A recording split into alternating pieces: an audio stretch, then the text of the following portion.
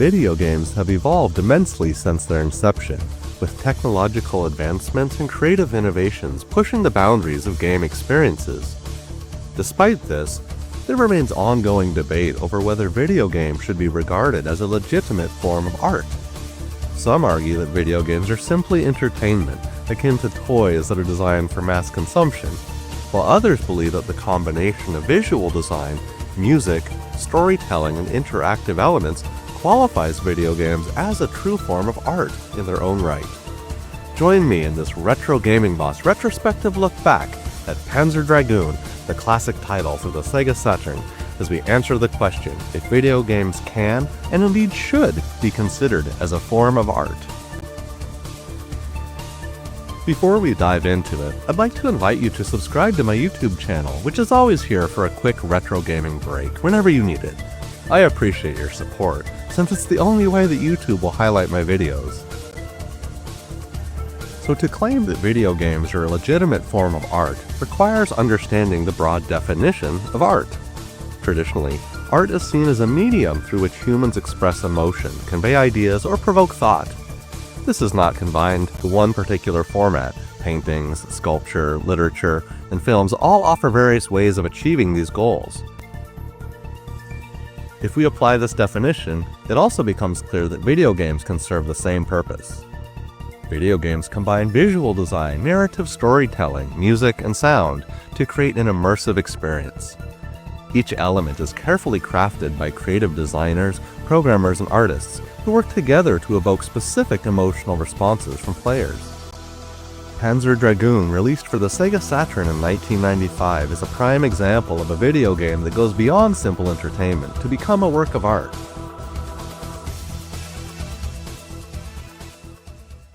Developed by Team Andromeda, Panzer Dragoon is an on-rail shooter set in a dystopian future world where players ride on the back of a dragon and engage in 3D aerial combat.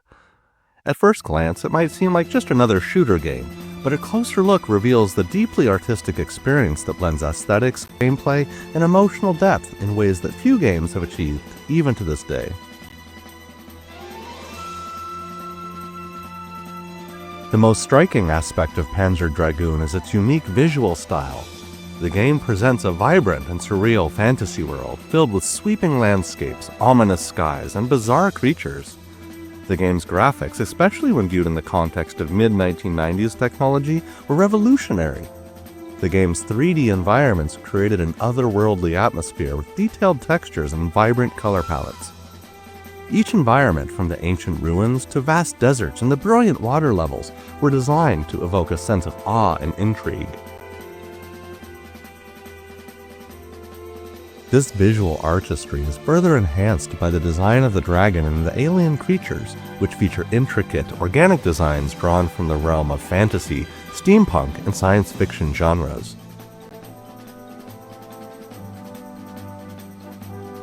The creatures and environments are evocative of surrealist paintings where the lines between reality and dreams blur, transporting you into an entirely different realm.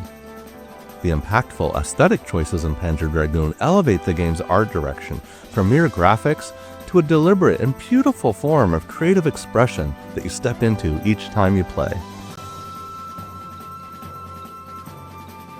Another artistic element is the game's music. Panzer Dragoon's soundtrack, composed by Yoshitaka Azuma, is haunting, atmospheric, and deeply moving.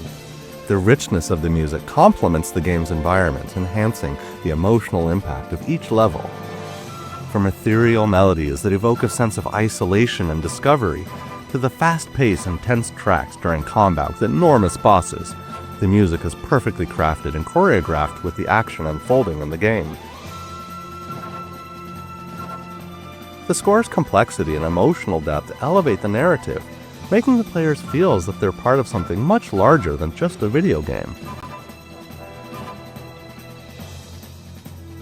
The sound design also plays a significant role in creating fully realized immersive experiences.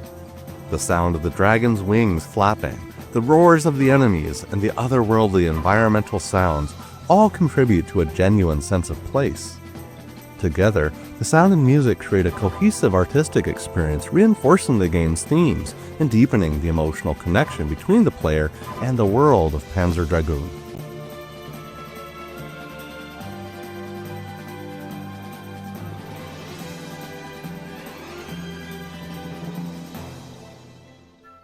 The narrative of Panzer Dragoon is another key element of its artistic merit.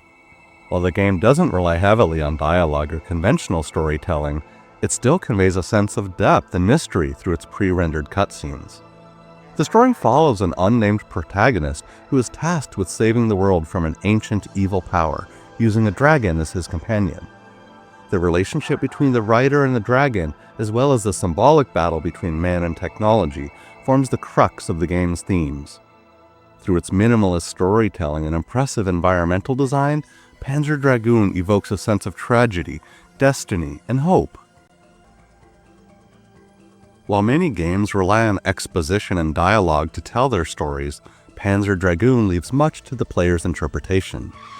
The sparse narrative invites players to reflect on the significance of the events as they unfold. This method of storytelling through environmental cues and direct interaction, rather than through overt narratives, provides a new way to engage with a story beyond traditional forms of media, like film or literature.